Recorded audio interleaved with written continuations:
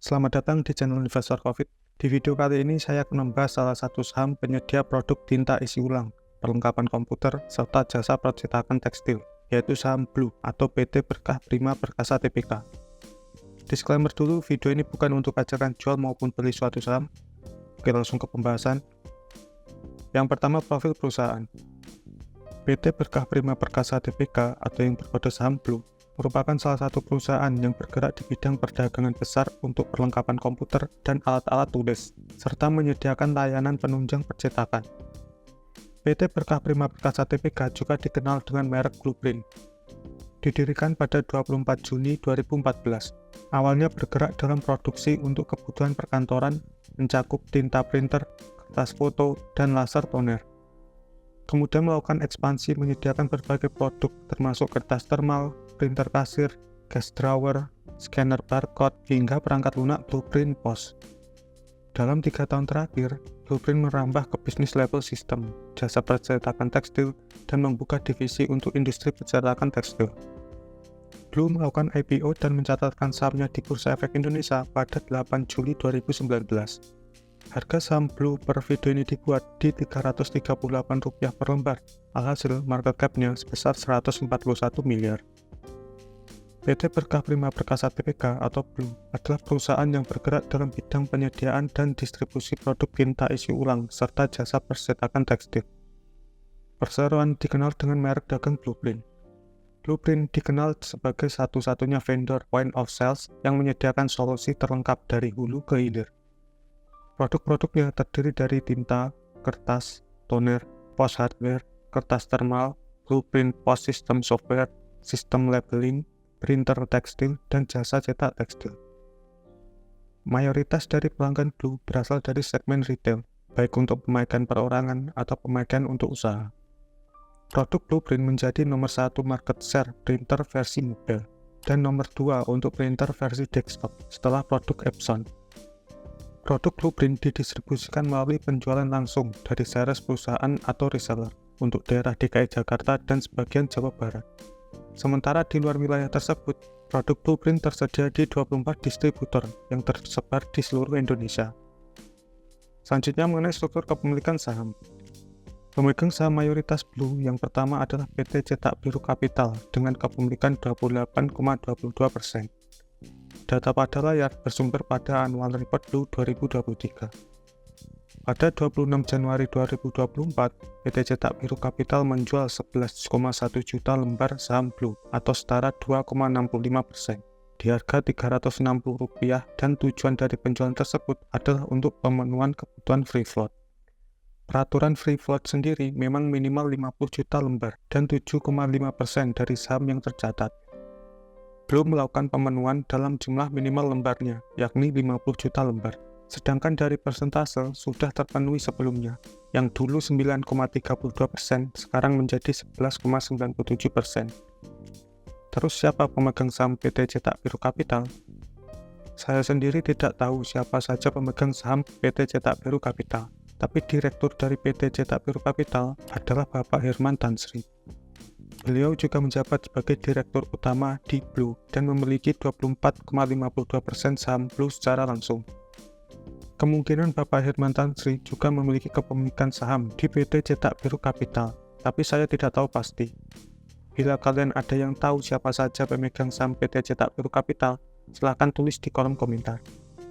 Kemudian pemegang saham Blue lainnya ada Syekh Agung Kuntoro 17,94%, beliau juga menjabat sebagai komisaris di Blue. Fajar Tasrif 10,17%, beliau juga menjabat sebagai direktur di Blue. Rudi Tasrif 7,18%, beliau juga menjabat sebagai komisaris utama. Dan sisanya 11,97% dimiliki oleh masyarakat atau publik. Saat ini, Blue tidak memiliki entitas anak atau entitas asosiasi apapun. Selanjutnya kinerja laporan keuangan kuartal 2 2024. Total aset Blue saat ini sebesar 111 miliar, naik 7,43 miliar atau 7,15% dari kuartal 4 2023. Pos yang mempengaruhi kenaikan aset Blue mayoritas adalah persediaan yang naik 3,78 miliar atau 15,81%. Selanjutnya ada uang muka pembelian pajak dibayar di muka, dan piutang usaha. Dapat dilihat pada layar, pos persediaan naik mayoritas dari persediaan printer dan tinta, sedangkan pos uang muka pembelian dari pembelian persediaan dan lain-lain. Pos terbesar aset Blue adalah aset tetap sebesar 40,92% dari total aset.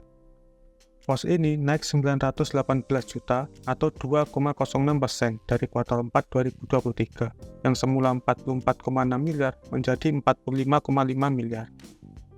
Sedangkan kas dan setara kas Blue saat ini sebesar 5,41 miliar atau 4,86% dari total aset. Kas ini turun 5,25 miliar atau 49,25%. Sebelum melihat kenapa kas dan setara kas yang turun, mari kita lihat histori pertumbuhan aset Blue.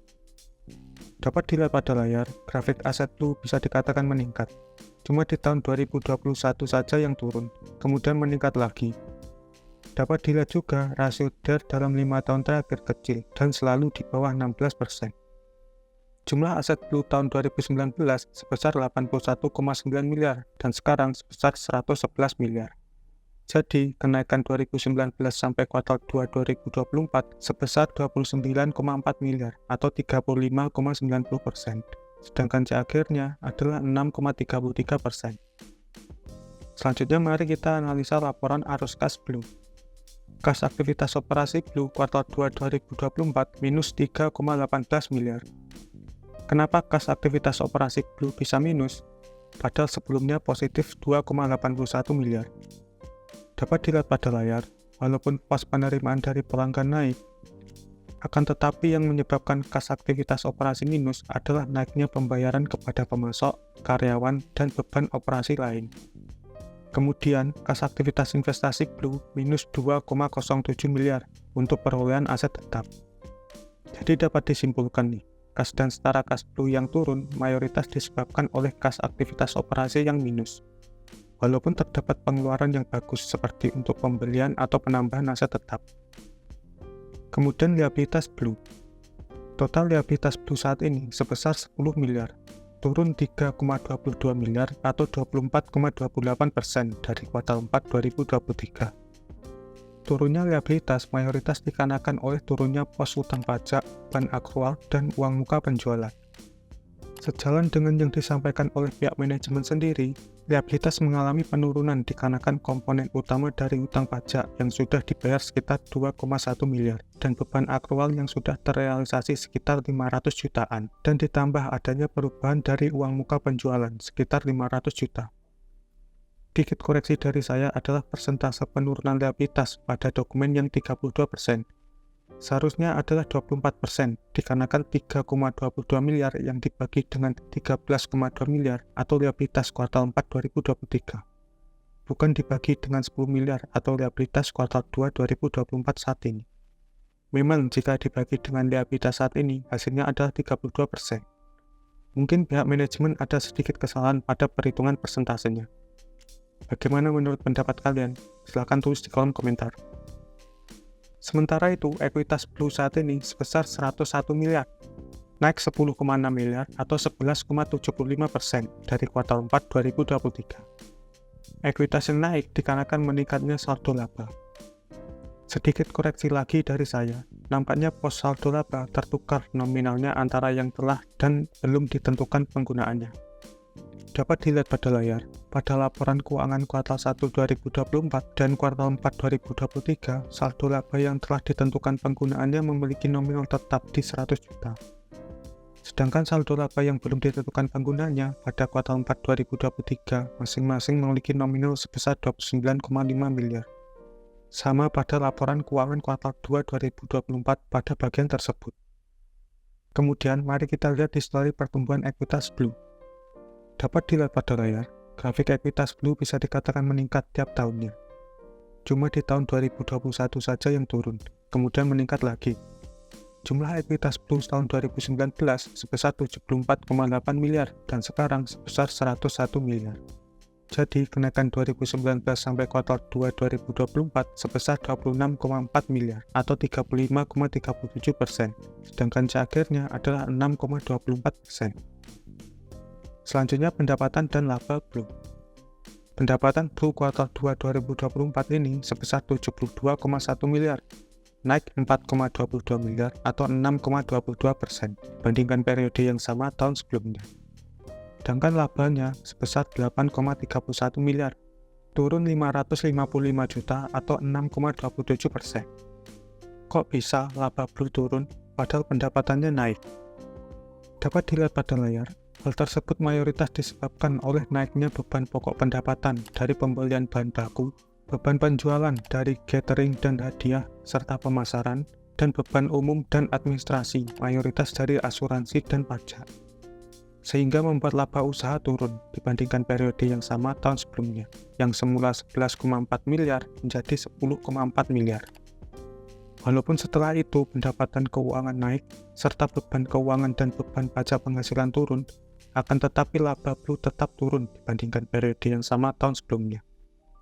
Kemudian mari kita lihat detail pendapatan Blue dari mana saja. Pada catatan kaki nomor 17 mengenai pendapatan, terdapat dua sumber pendapatan dan retur penjualan.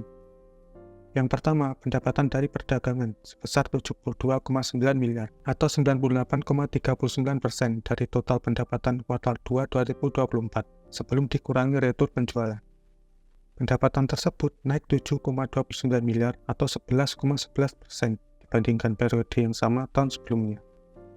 Kedua, pendapatan dari jasa sebesar 1,19 miliar atau 1,61% dari total pendapatan sebelum dikurangi retur penjualan. Pendapatan tersebut turun 1,28 miliar atau 51,78%. Bagian retur penjualan Blue kuartal 2 2024 sebesar 1,94 miliar, naik 1,77 miliar atau 1.101%. Kenapa nih retur penjualan naik banyak? Jika kalian ada yang tahu, silahkan tulis di kolom komentar.